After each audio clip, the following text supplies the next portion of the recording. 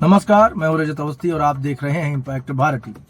तो आज एक बहुत महत्वपूर्ण और बहुत बड़ी घटना के ऊपर आपको हम विश्लेषण करके बताने वाले हैं। आप सभी को पता है कि पिछले दिनों प्रयागराज में भगदड़ हुई थी, उसमें काफी हो हल्ला मचा, लेकिन अब एजेंसियां उस पर बहुत ही सक्रिय हो गई हैं और आपको कुछ पॉइंट बताते हैं कि क्या महाकुंभ में जो भगदड़ थी वो हादसा नहीं साजिश थी।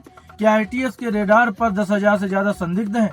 क्या साजिश मान करके इसकी जो एजेंसियां हैं जांच कर रही हैं इस पूरे मामले की? क्या सीएए और एनआरसी के प्रदर्शनकारियों पर भी पैनी नजर है? तो ये अब क्योंकि कई ऐसे सबूत मिले हैं जांच एजेंसियों को जो इशारा कर रहे हैं कि इसमें साजिश हो सकती है। प्रयागराज में महाकुंभ की भगदड़ की जांच अब साजिश की ओर मुड़ रही है।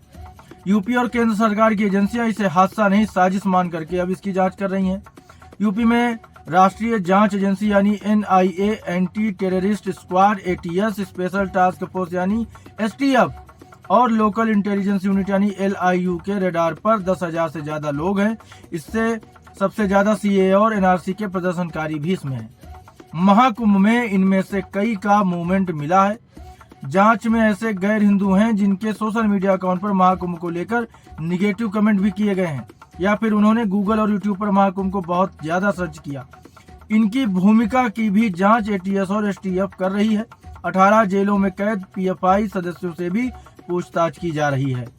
जांच एजेंसियों के रडार पर क्यों ये लोग आए, पहले आपको ये बता देते हैं क्यों उनको ऐसा शक हुआ कि लोगों की जांच करनी चाहिए। महाकुंभ को ज्यादा सर्च करने वाले गैर हिंदू लोग हैं। एनआरसी और सीएए के प्रदर्शन में शामिल रहने वाले लोग महाकुंभ पहुंचे हैं। क्रिमिनल बैकग्राउंड के लोगों का मूवमेंट महाकुंभ में हुआ।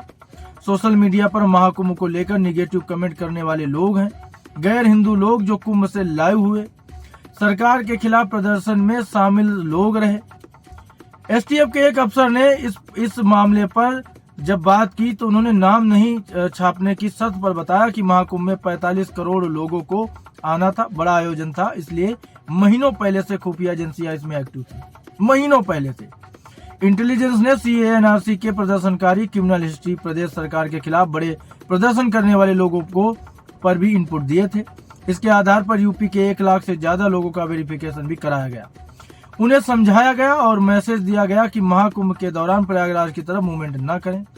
इसके बावजूद भगदड़ होने के बाद जांच में पाया गया कि इनमें से कुछ का मूवमेंट महाकुंभ में हुआ। इसे ऐसे समझ सकते हैं कि सिर्फ वाराणसी और आसपास के 10 जिलों के 16,000 लोगों को महाकुंभ से पहले ही काशी के बाहर मूवमेंट करने से मना कर दिया गया था, लेकिन 117 लोगों का मूवमेंट काशी से बाहर मिला। इनमें 50 से ज्यादा लोग प्रयागराज भी पहुंचे थे। ये सभी हिंदू धर्म से नहीं है। जब लोगों से पूछताछ हुई तब उन्होंने अपने मूवमेंट के पीछे अलग अलग कारण बताए।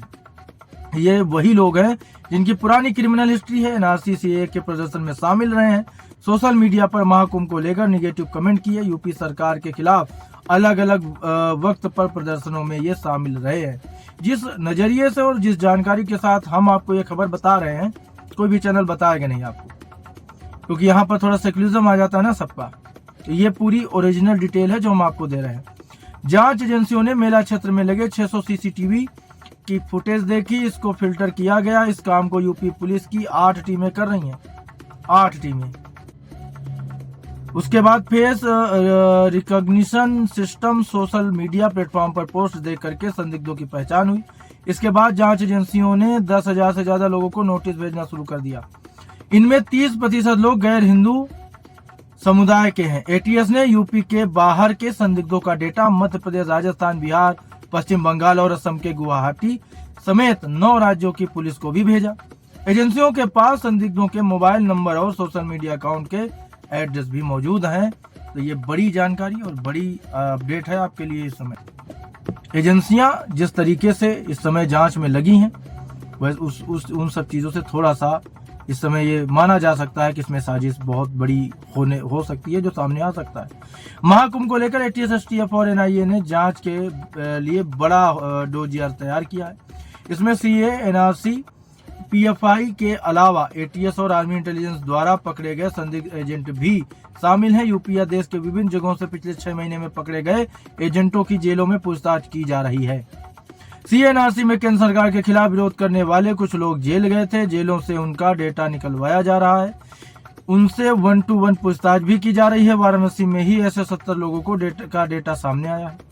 सूत्रों के अनुसार सेंट्रल यूपी और पश्चिम उत्तर प्रदेश की जेलों से भी ये डेटा मांगा गया है, जिसमें विरोध करने वाले जेल गए थे। वाराणसी एटीएस ने पिछले दिनों जैदपुरा के अमानतुल्ला निवासी NSUI नेता शाहिद जमाल के बेटे सिराजुद्दीन को नोटिस जारी किया था। सोमवार को यानी 3 फरवरी को उसे अशोक विहार कॉलोनी स्थित एटीएस कार्यालय बुलाया गया था। उससे 3 घंटे तक पूछताछ भी की गई। सिराजुद्दीन 19 जनवरी को महाकुंभ मेला क्षेत्र में था। सोशल मीडिया पर लाइव होकर वहां के बारे में जानकारी भी उसने दी थी। हालांकि पूछताछ में उसने बताया कि सेक्टर 7 में उसने पार्टनरशिप में दुकान लगाई थी, जिसे अब हटा दिया गया है। तो इस तरह से हमारी जो सुरक्षा टीमें हैं वो पूरी तरह से जुटी हुई हैं और जानकारी इकट्ठा कर रही हैं। निश्चित ही जो लोग दोषी हैं उन्हें सजा तो मिलेगी, लेकिन ये एक बड़ी अमानवीय घटना थी जिसमें कई लोगों ने अपनों को खो दिया। लोग कितने हर्षोल्लास के साथ ऐसी जगहों पर जाते हैं, कितना प्रसन्न होकर के जाते हैं, और ये हमारे देश का गौरव है महाकुंभ। लेकिन कुछ लोग बहुत पहले से ही, कुंभ के लगने के बाद से ही वहां की बुराइयां कर रहे थे, उसमें कमियां निकाल रहे थे। बहुत सारे ऐसे नेता भी हैं जिन्होंने बड़ी ही गैर जिम्मेदारी के साथ ऐसे कृत्यों को अंजाम दिया है। लेकिन क्या इतना बड़ा आयोजन होना सफलता के साथ, क्या हमारे देश का गौरव नहीं माना जा सकता? क्या हर चीज को राजनीतिक चश्मे से देखा जाना चाहिए? कुछ चीजों में क्या एक होकर करके उस चीज को बढ़ाने का, सफल बनाने के प्रयास नहीं करना चाहिए? राजनीति से हट करके ये देश भी तो है हमारे लिए। सर्वप्रथम राष्ट्र हित होना चाहिए, लेकिन यहाँ पार्टी हित में लोग ऐसा अंधे हो जाते हैं कि कुछ अच्छा भी हो रहा है तो उसमें कमियां निकालनी है। ये सोचना चाहिए कि विश्व का सबसे बड़ा आयोजन होता है महाकुंभ। ये महाकुंभ कोई साधारण नहीं था। 144 वर्षों के बाद ये महाकुंभ आया। अब अगला महाकुंभ 144 वर्षों के बाद आएगा। इस पीढ़ी को तो ये दोबारा मिलेगा नहीं। तो क्या लोगों को हर्षोल्लास के साथ इसमें शामिल होना चाहिए, या कुछ राजनीतिक नेताओं को इसकी बुराइयां करनी चाहिए, इसमें कमियां निकालनी चाहिए? मेरी समझ में नहीं आता कि कुछ जगह के आपसी रंजिश, आपसी राजनीतिक द्वेष, कलह भूल करके क्या हम भारत हित में बात नहीं कर सकते? क्या कितना अच्छा हो अगर ये चीजें हों।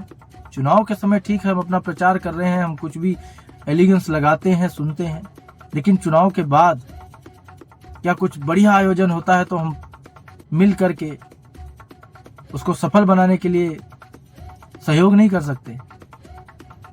कर सकते हैं, लेकिन करना नहीं चाहते। फिर भी महाकुंभ का आयोजन बड़ी ही धूमधाम से चल रहा है। प्रधानमंत्री मोदी भी हाल ही में गए थे और उन्होंने भी महाकुंभ में सम्मिलित हुए, वो भी पूजा अर्चना की, उन्होंने स्नान किया। तो सब बढ़िया चल रहा है और श्रद्धालु अभी भी पहुंच रहे हैं। तो आज की ये बड़ी खबर यहीं तक। हमारी मुलाकात आपसे होगी जल्द एक और बड़ी खबर के साथ। तब तक आप देखते रहिए इम्पैक्ट भारत टीवी।